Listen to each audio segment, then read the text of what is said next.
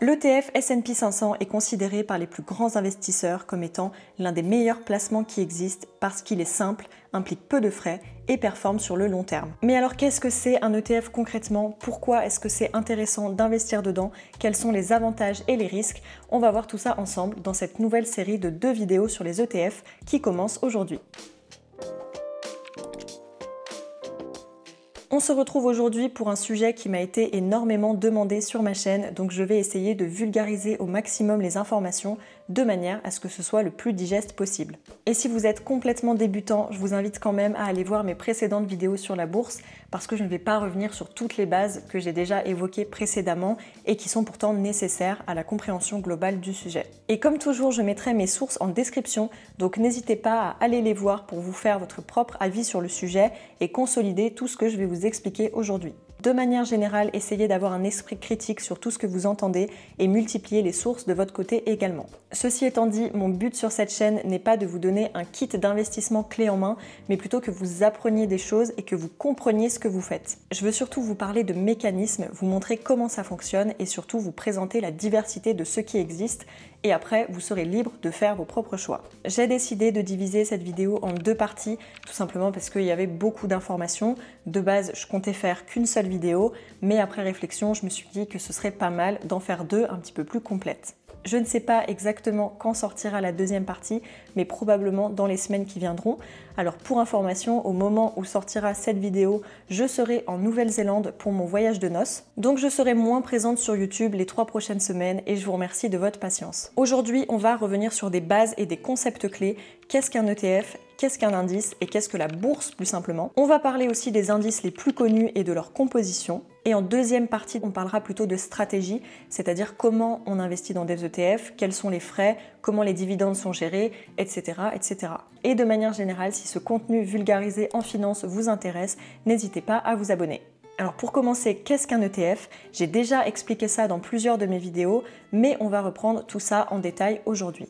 ETF, ça vient de l'anglais Exchange Traded Fund et ça signifie littéralement fonds négociés en bourse. Ils ont été créés dans les années 90 et depuis leur création, ils connaissent une croissance très importante. On appelle aussi ça des trackers parce que ce sont des fonds qui répliquent ou traquent la performance d'un indice boursier. Et pour ceux qui ne le savent pas, un indice est un outil statistique, c'est en quelque sorte une moyenne pondérée de plusieurs actions regroupées selon des critères. Et comme c'est un outil, on ne peut pas directement investir dedans et c'est pour cela qu'on passe par des produits comme des ETF qui vont répliquer leur composition. Ce qu'il faut comprendre, c'est que les indices ont été imaginés pour déterminer des tendances générales. Ils mesurent par exemple la performance d'un marché boursier, d'un secteur ou d'un ou plusieurs pays. On va aussi revenir sur la définition d'un marché boursier parce que je me suis rendu compte que la plupart des gens ne savaient pas réellement ce que c'est, alors que pourtant c'est la base de tout investissement en bourse par définition.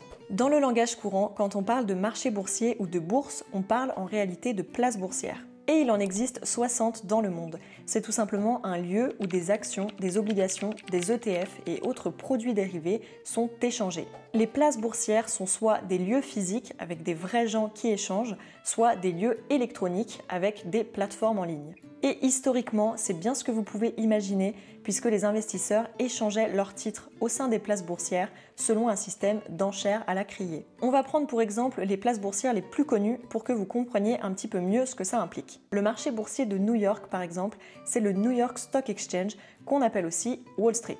Je vous en parle parce que c'est tout simplement la bourse la plus importante du monde avec plus de 2400 entreprises qui y sont cotées dans des secteurs comme la finance, la santé ou l'énergie.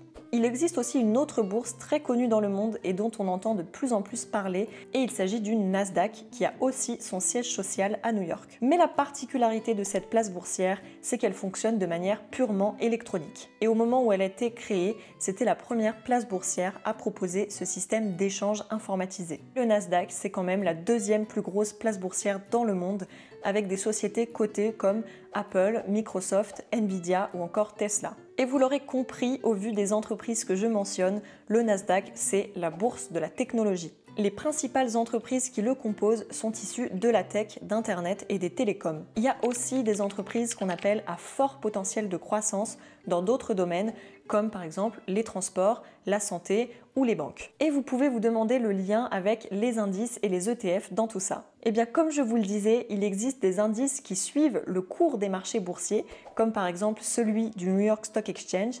Et là, l'indice historique utilisé, c'est le Dow Jones. Sa particularité, c'est qu'il regroupe 30 entreprises américaines cotées en majorité à la bourse de New York et qui ont toutes le même poids, peu importe leur capitalisation boursière. Et je vous renvoie à cette vidéo-là si vous ne savez pas ce que c'est qu'une capitalisation boursière. Et pour le Nasdaq, il en existe un en particulier qui est très connu, c'est le Nasdaq 100 qui regroupe les 100 plus grandes capitalisations boursières de la bourse Nasdaq. Alors il existe d'autres bourses très connues comme la bourse de Shanghai, de Tokyo, de Londres ou encore Euronext qui est la bourse européenne basée aux Pays-Bas. En France par exemple, il y a la bourse de Paris dont vous avez peut-être déjà entendu parler et son indice phare c'est le CAC 40 qui est composé des 40 plus grosses entreprises cotées au sein de cette bourse. Donc pour récapituler simplement ce que je viens de dire, quand on dit qu'on investit dans un ETF CAC 40, ce que ça signifie, c'est qu'on investit dans un ETF suivant l'indice CAC 40 qui lui représente 40 entreprises cotées à la bourse de Paris. Jusque-là, j'espère que c'est clair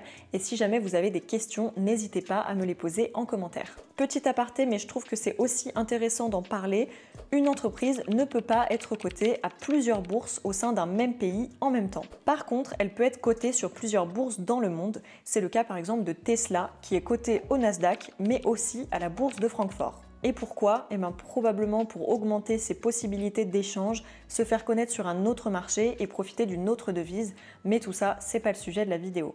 Ce qu'il faut savoir aussi, c'est qu'il y a des marchés boursiers qui sont considérés comme plus stables que d'autres en fonction des entreprises qui y sont cotées, mais aussi de leur histoire et de la devise utilisée. Par exemple, le marché du Nasdaq est considéré comme très volatile et les risques pour les investisseurs sont généralement plus élevés parce qu'il y a des entreprises avec des variations de prix d'action assez importantes et dans les deux sens. A l'inverse, la bourse de New York est considérée comme plus stable, plus traditionnelle et plus diversifiée, mais aussi avec des potentiels gains plus faibles puisqu'en général, on retrouve une corrélation entre risque et performance. Et c'est important de bien comprendre ça quand on choisit les ETF sur lesquels on veut investir. Je trouve que c'est important de savoir les entreprises qui sont ciblées et aussi le passif de la bourse. Maintenant qu'on sait tout ça, comme je vous le disais tout à l'heure, il existe aussi des indices qui suivent des secteurs ou des tendances et qui ne reflètent pas qu'un seul marché boursier. Et c'est notamment le cas du S&P 500 dont je vous parlais en début de vidéo. Le S&P 500, donc Standard & Poor's 500, regroupe les 500 plus grandes entreprises américaines et ce, peu importe leur bourse. Ce que ça veut dire, c'est qu'il mélange à la fois des entreprises cotées au Nasdaq et cotées à la bourse de New York. Par exemple, on retrouve Johnson & Johnson, Amazon ou encore Tesla. Et c'est important de comprendre que le S&P 500 est un indice plus diversifié que le Dow Jones dont je vous parlais tout à l'heure. Et l'une des différences principales avec le Dow Jones, c'est que le S&P 500 tient compte de la capitalisation boursière des entreprises et donc de leur valeur. Le S&P 500 est l'un des indices les plus suivis par les acteurs de la finance, tout simplement parce qu'il est considéré comme le plus représentatif du marché américain. Il est aussi par ailleurs plus intéressant en termes de frais et ça c'est très important quand on investit. D'ailleurs ce qui est intéressant c'est que beaucoup d'investisseurs comparent les performances de leur portefeuille à celles du S&P 500. Et en général ils considèrent avoir réussi s'ils battent le marché, c'est-à-dire s'ils font mieux que les performances du S&P 500. Sachant quand même pour information que la plupart des investisseurs n'y arrivent pas. Ce qui est important à mon sens aussi, c'est de regarder la composition des indices pour savoir exactement ce qu'ils impliquent. La majorité des entreprises qui composent l'indice sont cotées à la bourse de New York, environ 70%, contre 30% au Nasdaq. Même si ces proportions peuvent fluctuer en fonction des entreprises qui sortent ou rejoignent l'indice. Mais actuellement, ce qu'il faut savoir, c'est que les plus grosses entreprises, c'est-à-dire celles qui influencent le plus l'indice parce qu'elles ont le plus de poids, sont cotées au Nasdaq. On parle par exemple souvent des 7 magnifiques, c'est une expression qui nous vient de l'anglais Magnificent Seven, pour désigner les 7 entreprises américaines cotées dont le poids est considérable et qui ont eu des performances exceptionnelles en 2023. Et ce sont en fait les GAFAM, donc Alphabet pour Google, Amazon, Meta, Apple et Microsoft, auxquels se sont ajoutés Nvidia et Tesla. Et on retrouve évidemment ces entreprises au sein du S&P 500 et ce que ça veut dire, c'est que la technologie pèse énormément dans l'indice. Et il y a un dernier indice dont je voulais vous parler qui est très connu et c'est le MSCI World qui est l'indice mondial de référence. Il représente 85% du marché mondial environ avec plusieurs pays et plusieurs entreprises de plusieurs secteurs représentés. Avec cet indice, ce qui est intéressant, c'est qu'on a à la fois de la diversité géographique, mais aussi de la diversité sectorielle. Et là encore, comme pour le S&P 500, c'est intéressant de regarder le poids qu'ont les entreprises et leur répartition dans l'indice. En l'occurrence, c'est comme pour le S&P 500, chaque entreprise a un poids qui est proportionnel à sa capitalisation. Et donc les géants comme Apple ou Amazon ont encore une fois un poids considérable dans cet indice. Et sans surprise, les entreprises nord-américaines constituent à elles seules les 2/3 de cet indice mondial. Ce qu'on comprend, c'est que les indices peuvent se chevaucher en quelque sorte, puisque une entreprise peut être présente dans plusieurs indices à la fois. Amazon, par exemple, est dans le S&P 500, mais aussi dans le MSCI World et aussi dans le Nasdaq 100. Donc ce que ça veut dire quelque part, c'est que si vous détenez des parts de ces 3 ETF suivant ces 3 indices, c'est comme si vous investissiez 3 fois dans Amazon. Et ça, c'est quand même important de le comprendre, je trouve. Attention, je ne suis pas en train de dire que c'est bien ou mal d'investir dans du MSCI World, du S&P 500 et du Nasdaq 100 en même temps, parce que tout ça, c'est vraiment des questions que je me suis moi-même posées et je ne suis pas sûre qu'il y ait une réponse unique à cette question, mais je vous donnerai mon point de vue à ce sujet-là dans la deuxième partie de la vidéo. Je ne peux pas vous présenter tous les indices qui existent parce qu'il y en a des milliers, que ce soit sur les marchés des pays émergents, sur les matières premières, l'énergie, etc., etc. Mais avant d'investir sur quoi que ce soit, je trouve que c'est bien de comprendre comment ça marche et de comprendre surtout l'étendue de ce qui existe. Donc pour résumer cette première partie sur les ETF, un ETF est un produit qui réplique la performance d'un indice boursier. Et un indice peut représenter un marché, un secteur ou un ou plusieurs pays.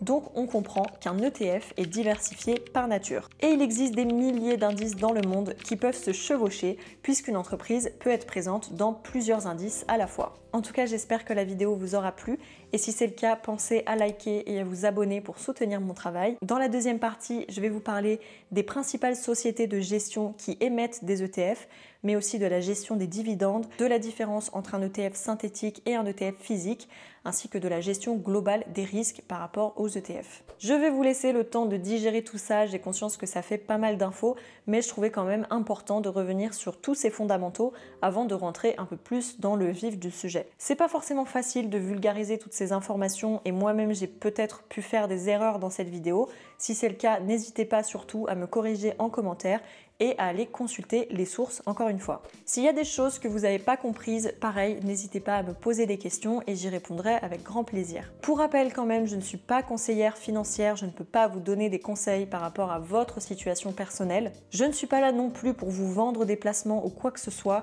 j'ai juste envie de vous former et de vous apporter une éducation financière. Je vous remercie d'être resté jusqu'au bout et je vous dis à très bientôt pour une nouvelle vidéo.